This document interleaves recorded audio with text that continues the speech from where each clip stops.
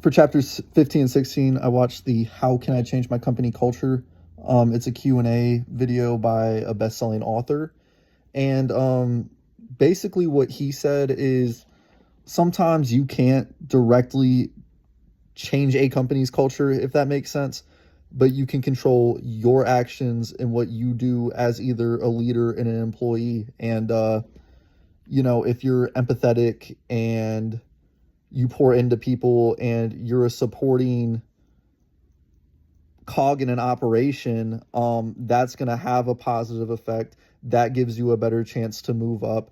And that's how you can, over time, create positive change within an organization. Chapter 15 was all about culture. It defined what organizational culture is. It showed the cultural iceberg and components of organizational culture. It showed the competing values framework and kind of each part of the value framework, such as clan culture, hierarchy culture, market culture, adhocracy. Then it went into the relationship among dominant culture, subculture, and counterculture. It went into what makes a strong culture and a weak culture. And then it went into things like organizational artifact. This gives people who aren't a part of the culture an idea of what the culture is. It went over Hofstrade's cultural dimensions. It went over standardization, localization, which are just different integration processes for a culture, and all that good stuff. Chapter 16 was about change in organizational structure. It went over the change process. It went over the Lewin